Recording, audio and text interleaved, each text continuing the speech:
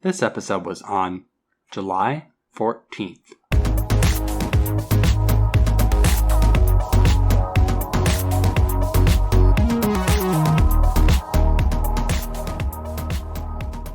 Welcome to the Polytopian Interviewer, where I interview people on their experiences and views on the Polytopia Discord community. I have Merlin with me today.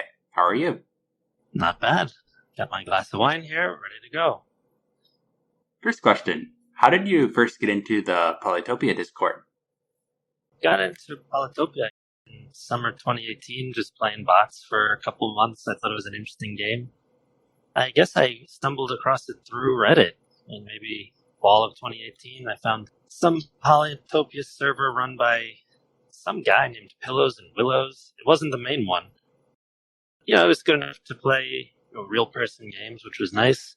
Things slowly died over the course of a month, and then I guess people migrated over to and consolidated into Polytopia main. So that's basically how I first started getting on there. Basically playing a whole bunch of games, 1 versus 1 against a whole bunch of people. Eventually I stumbled across Chadwick, who told me about PolyChamps and said, you should come on over and join. And then you joined some tournament servers from there? Not yet. Mainly I first joined over in PolyChamps with Chadwick, and it was kind of a little bit of a mess. First of all, I played a couple games with the leadership of the Jets. At this point in the server, I think it was Season 4, the Jets are pretty much one of the 2 main teams, and the other big one was against Crawfish. Korik led Crawfish back then. And they said, we're going to try and get you on the Jets. At that time, there was no draft or anything. It was just one big, complete mess of a free-for-all. Mm-hmm. I played 5 games versus Rick to Heels and Jonathan, and I think I won 2 and lost 3, but one of the games was really crazy, and I made some very odd play with Knights and pressed them enough. They said, all right, we'll get you on board. But apparently the mods just said no. Basically, due to balance issues, they said the Mallards need immediate help, so we're going to put you there. So I went there, and they seemed like a nice group of people. They put me in the juniors for Season 5. I'm kind of like, if you needed immediate help, I figured I would just be playing on the pro team. I didn't really know how it works. So then I contacted Chadwick, and I was like, what's the deal here? I'd still like to play with the Jets. The only people I know are on this whole server is you and a couple people I played with, so can this still be a possibility? So I guess on Wise, the mods made some crazy backroom deal, and I got moved over. So that's how I became a Jet. Wow. From my knowledge, that, and based on how you described it, does sound unusual for that time period. Yeah, I think the deal was that they would put some other promising Nova who would go to Mallards, and they said, because Merlin actually knows the people on the Jets, we'll make a special dispensation and put him over there. I've been with them, obviously, ever since, working my way up the ranks. How long have you been team leader exactly, and what are some of your tasks that you do in it? That's also kind of a crazy story. Essentially, I guess I was on the Crop Dusters for a season. Played a couple of games in there. Then a couple seasons on the Jets after they promoted me. Then I think it was, November of 2019 is when they put me up to co-leader. And at that point, Jets were doing pretty well. But then all of a sudden, things kind of, I don't want to say fell apart, but all of the leadership of the entire Jets team left in a period of 6 months. So there's like this big power vacuum. And that's all happened maybe like 1 month after I became co-leader. It's really, no responsibility. They're just there to kind of like help out, whatever they wanted me to do. And then everyone seemed to leave. It became a big mess. The leader was Rick to Heels. He retired and kind of just vanished. Unwise took a step back. Jonathan, 22-2, took a step back. And then we were kind of left to pick up the pieces. We had a great player in council who said, I think I'm going to move on to different opportunities. And then the rest of us were just like, what the heck do we do? And we slowly picked up the pieces and got us back to our winning ways.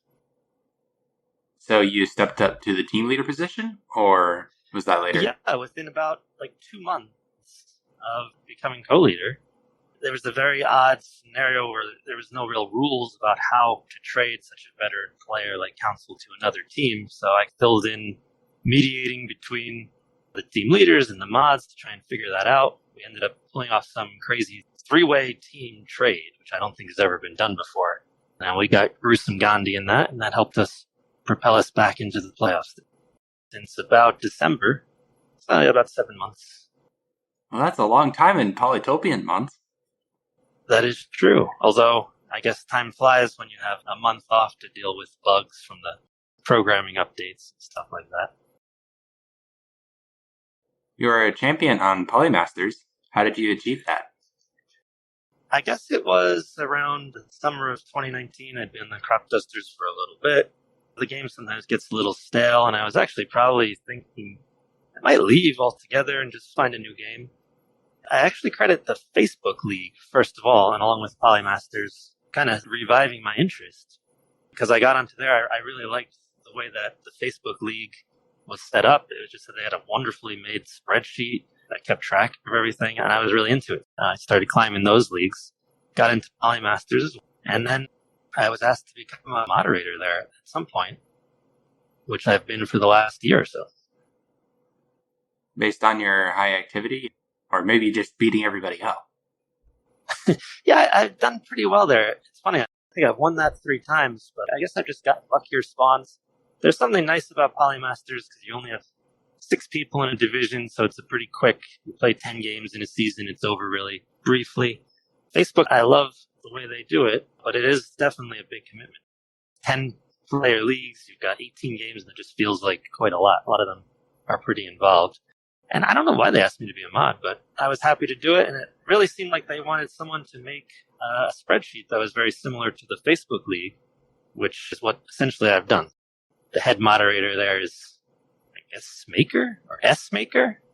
It's funny, I've never actually been in voice chat regarding Polytopia, so I don't know. I don't know how these screen names are actually set. Is it Puke or Puke Q? I don't know. All those names I've never actually thought about if I'm pronouncing them correctly. Now, the important thing to debate is Wenger or Wenger? Oh, I've always said Wenger. I made that Excel sheet. Actually, to be honest, that's one of the best things I've done in Polytopia, making that spreadsheet. I learned a lot about Excel. I thought I was pretty good with it. I had to learn pivot tables and VLOOKUP and all that sort of stuff. So it's not as good as the Facebook one, but it's a pretty good spreadsheet. Your pro game record is 23 wins to 11 losses. Any tips for playing competitively? I would say communication is obviously, I think, the biggest one if you've got a team game.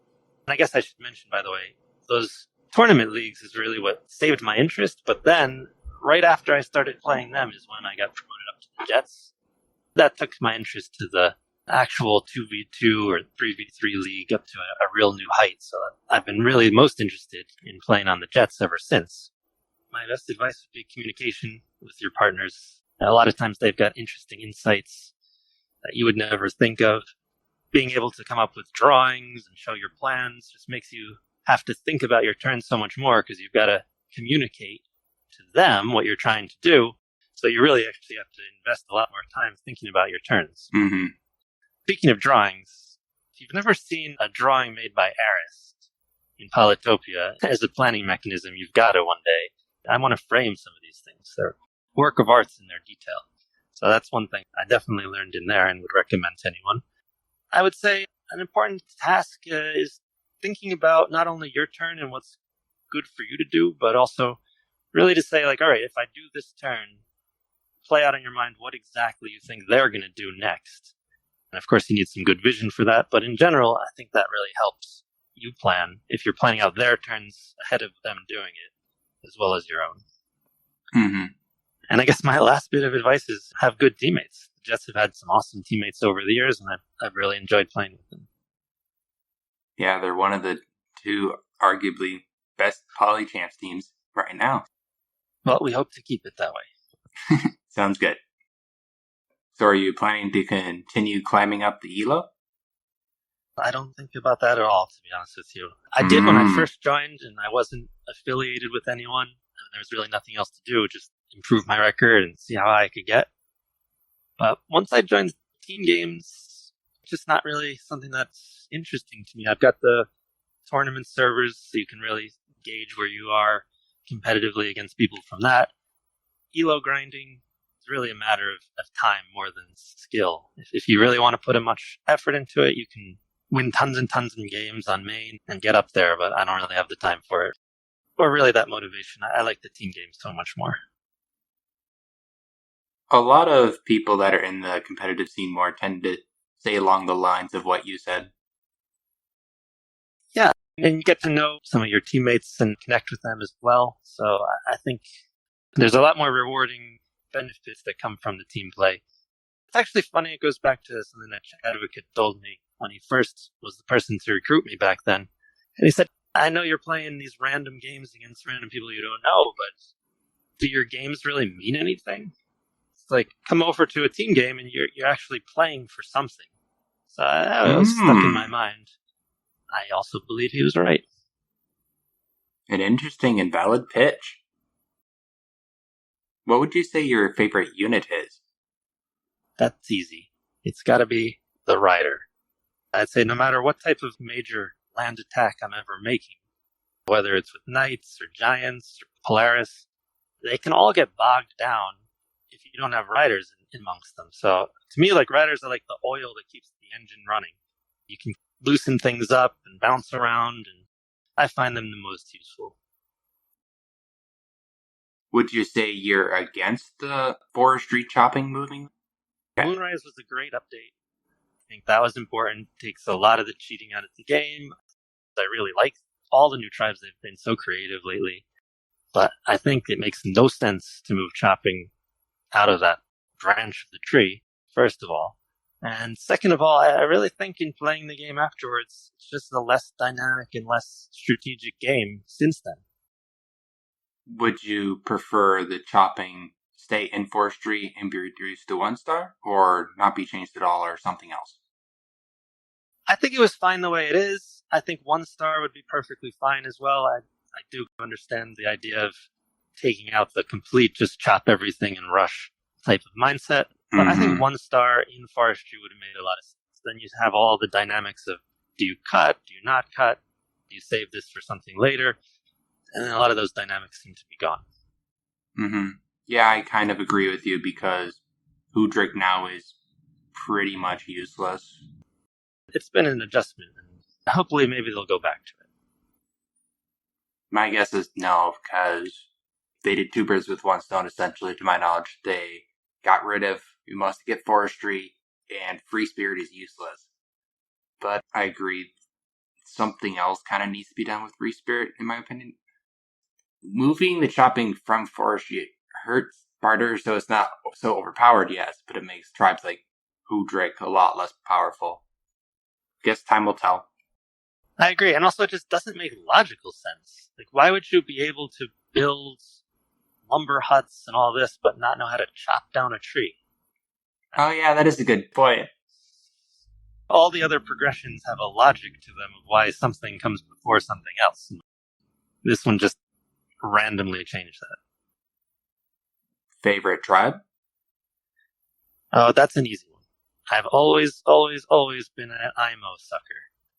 So I've played them for forever. I'd say at least half my games on main have been just IMO against, randomly whatever you send against me. Whenever I'm playing just on random match now, I just love to play IMO. I don't know. They're the only place that you could realistically get mindbenders, which I think is an interesting dynamic. Not so much offensively, but just being able to heal things strategically and cycle maybe battleships that are damaged. It just adds new dynamics. The whole Altar of Peace thing, I like it. I like their music. I like their visuals. Big fan of them.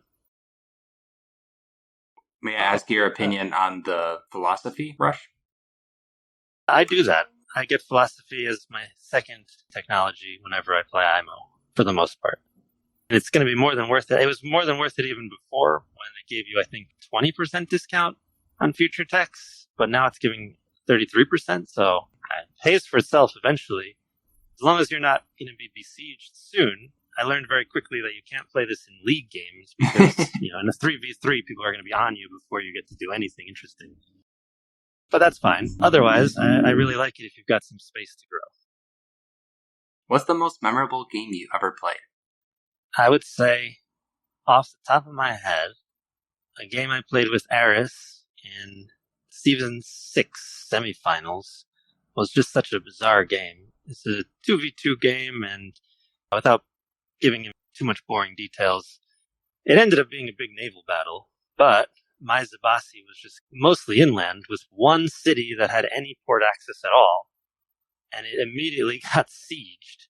So I was just completely alone on the sidelines as this naval battle waged on, and it looked like we were going to lose for sure, but I was able to get some massive force of riders and catapults, and eventually was able to push some giants back in and re-siege that city, I think against Ronin, and we were able to win that game. So that one was one that was memorable and also pretty high stakes. I'll tell you, this season has had some crazy ones, which are just finishing now. We had 2 games against the Lightning. I'll just tell you 2 facts about 1 and 1 on each of those games to say how crazy they were. And one of them, I vanished 2 giants from 2 different people's tribes. Ooh. So we were able to win that one. And the other one is 2v2. Neither of us on the Jets had riding on turn 23. We're now approaching turn 50. So it's just been an absurd game. Wow. And that one looks kind of deadlocked to me. Last question. What's your favorite part of the Discord Polytopia fandom as a whole? Would it be your team games? I think there's a couple different aspects that I think is very interesting. Number one, I just like that there's so many people from all over the place. I mean, it's kind of a regular type of answer, but I mean, just on the Jets, we've got people from Canada and Brazil, formerly England and Australia, New Zealand, Singapore. It's just interesting to connect with people from all over the world like that. I'll pick 3 things. So second thing, I'm just super impressed by whoever puts all this stuff together. Who made all these Discord polybots? It's a little bit beyond what I can do. Actually, probably a lot beyond what I can do. So I'm always impressed that it all is working and functional, and all these team servers are connected, and it all works out smoothly. So that's my second one. And the third, which has to be chosen, is just the great players that I've been with on the Jets that have made being a leader very easy. We've got so many people right now, like Chancer and Floptails, who've been there for a while, and Eris. We just promoted Gruesome Gandhi, and we have some veterans who still hang around, like Jonathan. They do so much work. We just got our resident moderator to join in there, front door Matt. So we've got such a good group of people that do so much work. I know you had sent me a question that said, like, what do you do as team leader? And I said, I don't know what I do. Everyone's doing all such good work. I just try and keep the train rolling in a positive direction. So I really do appreciate how many people are putting in all that work on the Jets. Sounds good. That's all the questions I had. Well, thank you very much for having me. It's been a pleasure. Yeah, thank you. All right, bye. Bye. As always, thanks for listening. If you enjoyed this podcast, feel free to share it. For the text version, you can join my Discord in the description. I also have a YouTube channel where I play 1v1s and occasionally do tutorials. We'll be back next week. Bye!